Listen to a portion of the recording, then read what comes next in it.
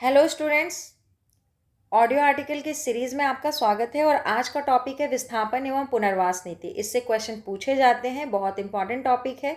आप इसको सुनकर पढ़िए और अगर आप पढ़ चुके हैं तो आप इससे रिवीजन कर सकते हैं। तो आइए इसकी शुरुआत करते हैं। विस्थापन एवं पुनर्वास नीति। झारखंड की विस्थापन एवं पुनर्वास नीति का प्रकाशन झारखंड सरकार के गजट में 25 जुलाई 2008 को किया गया था। झारखंड की विस्थापन एवं पुनर्वास नीति कुल 9 अध्याय में विभाजित है। इस नीति के महत्वपूर्ण बिंदुओं को यहाँ शामिल किया गया है। पहले पढ़ेंगे अध्याय 1, जिसमें है प्रस्तावना। झारखंड राज्य के ऐतिहासिक घटनाओं का पुनर्विलोकन करने पर यह महसूस होता है कि झारखंड के लोगों, विशेषकर आदिवासी प्रमुखों द्वारा कई विद्रोह किए गए, क्योंकि वे अपनी सभ्यता एवं रीति रिवाजों में बाहरी हस्तक्षेप के विरुद्ध आक्रोशित थे। स्वतंत्रता प्राप्ति के बाद आदिवासियों एवं स्थानीय व्यक्तियों द्वारा अपने हितों की रक्षा के लिए अलग राज्य की मांग की गई, जिसके लिए लंबा संघर्ष चला। परिणाम स्वरूप अंततः 15 नवंबर 2000 में अलग राज्य की परिकल्पना साकार हुई। प्राकृतिक संसाधनों से परिपूर्ण राज्य के लोगों की सोच थी कि राज्य के औद्योगिकीकरण से झारखंड के लोगों का भविष्य सुनहरा होगा। पूर्व में भूमि अधिग्रहण अधिनियम 1894 एवं कोल बियरिंग एरियाज एक्ट 1957 के अंतर्गत उद्योगों, डैमों एवं खानों की स्थापना हेतु काफ़ी भूमि अर्जित की गई। भूमि अधिग्रहण से काफ़ी बड़ी संख्या में लोग विस्थापित हुए और अपनी वन, भूमि, जल संसाधन, सामुदायिक पहचान एवं जीविकोपार्जन खो बैठे। अतः औद्योगिकीकरण एवं उद्योग इत्यादि के लिए भूमि अधिग्रहण के परिप्रेक्ष्य में आवश्यक है कि वर्तमान स्थिति का आकलन करते हुए उपयुक्त पुनर्स्थापन एवं पुनर्वास नीति तैयार की जाए, जिससे पूंजी निवेशकों के साथ साथ उससे प्रभावित लोगों का भी कल्याण सुनिश्चित हो सके। विगत 60 से 70 वर्षों में रोजगार के लिए झारखंड में आने वाले लोगों की संख्या में काफ़ी वृद्धि हुई है, जिससे झारखंड के लोगों की, विशेषकर आदिवासी लोगों की सामाजिक, आर्थिक, राजनीतिक एवं सांस्कृतिक पहचान पर प्रतिकूल प्रभाव पड़ा है। झारखंड राज्य की जनसंख्या में आदिवासियों की जनसंख्या वर्ष 1931 में 50% से घटकर 2011 में लगभग 26.3% हो गया है। राज्य में आदिवासियों की जनसंख्या घटने के कारण विधानसभा में अनुसूचित जनजाति के सदस्यों की आरक्षित सीटों की संख्या घटकर 1971 में 32 से 28 हो गई। इसी तरह लोकसभा में आदिवासियों के लिए आरक्षित सीटों की संख्या 7 से घटकर 5 हो गई। सार्वजनिक सुविधाओं एवं आधारभूत संरचना की व्यवस्था करते हुए निजी संपत्ति के अर्जन करते समय सर्वोपरि अधिकार के सिद्धांत के अंतर्गत राज्य के द्वारा कभी कभी विधिक शक्तियों का प्रयोग करना अपेक्षित होता है। इससे लोगों को भूमि, जीविका, आश्रय स्थल छोड़ना पड़ता है, जिसके कारण इन लोगों पर मनोवैज्ञानिक, सामाजिक और सांस्कृतिक प्रभाव पड़ता है। इसका प्रभाव सबसे ज़्यादा अनुसूचित जातियों, अनुसूचित जनजातियों, सीमांत किसानों, महिलाओं और समाज के कमजोर वर्गों पर पड़ता है। पुनर्वास और पुनर्स्थापन संबंधी मुद्दों को बाह्य रूप से आरोपित आवश्यकताओं की अपेक्षा प्रभावित व्यक्तियों की सक्रिय भागीदारी के साथ तैयार की गई विकासात्मक प्रक्रिया के एक मूलभूत अंग के रूप में स्वीकार करना एक अनिवार्य आवश्यकता है। अनैच्छिक विस्थापन द्वारा प्रतिकूल रूप से प्रभावित परिवारों को आर्थिक मुआवजे के अलावा अतिरिक्त लाभ प्रदान करने होंगे। उन लोगों की स्थिति और भी खराब होती है जो उस भूमि के संबंध में विधिक अथवा मान्यता प्राप्त अधिकार नहीं रखते हैं, जैसे गैर मजरूआ एवं वन भूमि धारक, जिस पर वे अपने जीविकोपार्जन के लिए पूर्णतः आश्रित रहते हैं। इस प्रकार योजनाकर्ताओं के लिए विस्थापन एवं पुनर्वास और पुनर्स्थापन प्रक्रिया में उन लोगों को भी शामिल करने की आवश्यकता है जो ऐसी संपत्तियों के अर्जन से प्रभावित होते हैं। अब हम लोग पढ़ेंगे अध्याय 2, जिसमें है उद्देश्य। हम लोग अध्याय 1 पढ़े थे जिसमें प्रस्तावना था। अब हम लोग पढ़ रहे हैं अध्याय 2, जिसमें उद्देश्य हैं। झारखंड पुनर्वास एवं पुनर्स्थापन नीति के उद्देश्य। पहला उद्देश्य है कि जहां तक संभव हो न्यूनतम विस्थापन ना करने अथवा कम से कम विस्थापन करने के विकल्पों को बढ़ावा देना। दूसरा उद्देश्य है कि जहां तक संभव हो बंजर भूमि, कम उर्वरा वाले या गैर सिंचित भूमि पर ही परियोजनाएं स्थापित की जाएं। तीसरा है कि प्रभावित व्यक्तियों की सक्रिय भागीदारी के पर्याप्त पुनर्वास पैकेज सुनिश्चित करना तथा पुनर्वास की प्रक्रिया का तेजी से कार्यान्वयन सुनिश्चित करना।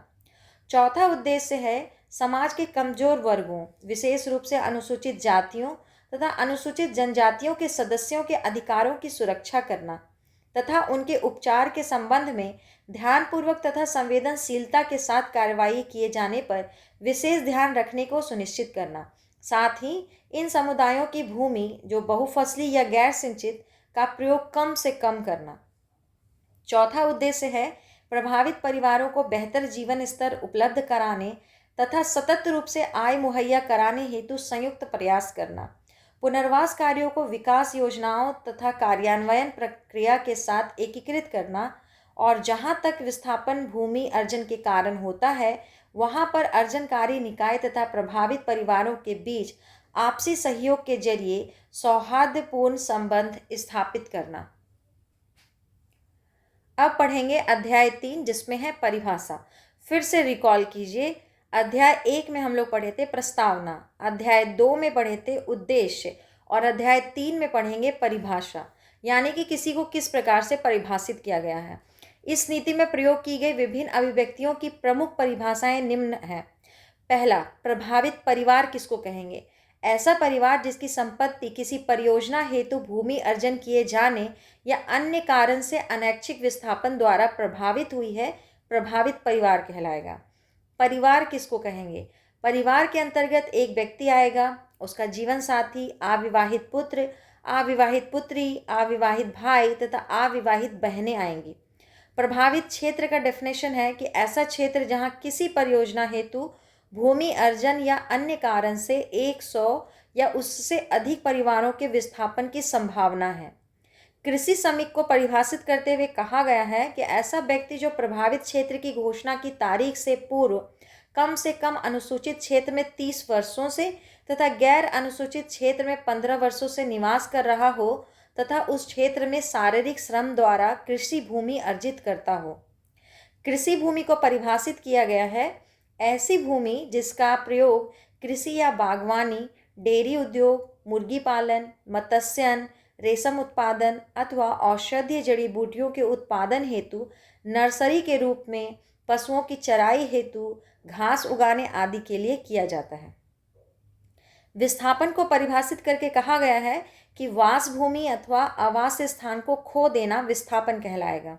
परिवार को परिभाषित और भी ढंग से किया गया है, जैसे कि एक व्यक्ति, उसकी पत्नी या उसका पति, अविवाहित पुत्र, अविवाहित पुत्रियां, अविवाहित भाई, अविवाहित बहनें शामिल हैं।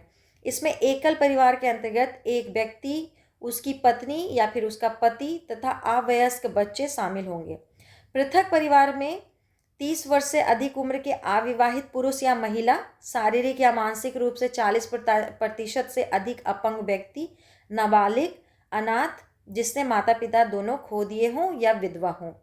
ग्राम सभा को परिभाषित करते हुए कहा गया है कि झारखंड पंचायत राज अधिनियम 2001 में परिभाषित ग्राम सभा जोत क्षेत्र किसी एक व्यक्ति द्वारा दखलदार या काश्तकार के रूप में अथवा दोनों ही रूपों में धारित कुल भूमि जोत क्षेत्र कहलाएगा। रैयत किसको कहेंगे?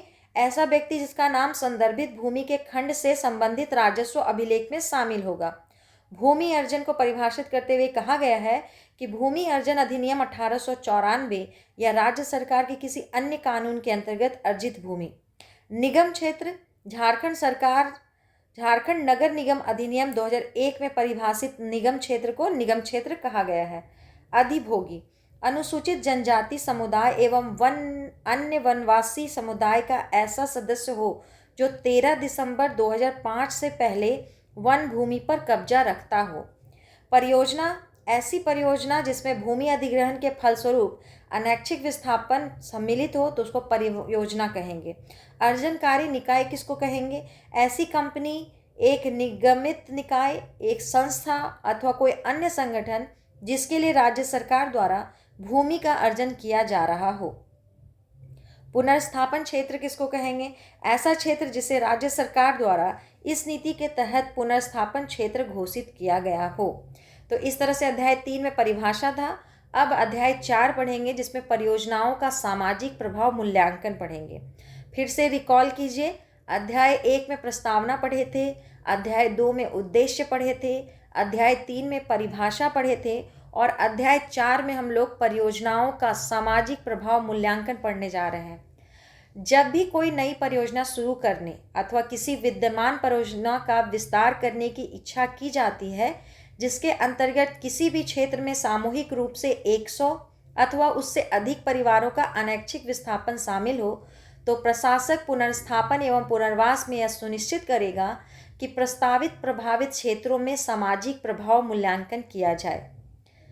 सामाजिक प्रभाव मूल्यांकन करते समय इस बात को ध्यान में रखा जाएगा कि परियोजना का सार्वजनिक व सामुदायिक संपत्तियों, परिसंपत्तियों और आधारिक ढांचे, सामुदायिक तालाब, चारागाह, भूमि, चारे के लिए भूमि, पौधारोपण, उचित दर की दुकानें, पंचायत घर, सहकारी समितियां, सार्वजनिक उपयोगिताओं जैसे कि डाकघर, बीज भंडार, सिंचाई, बिजली, स्वास्थ्य केंद्र, पार्क, प्रशिक्षण केंद्र, सामुदायिक केंद्र, पूजा स्थल, कब्रगाह, शमशान आदि एवं जनजातीय संस्कृति पर क्या प्रभाव पड़ेगा।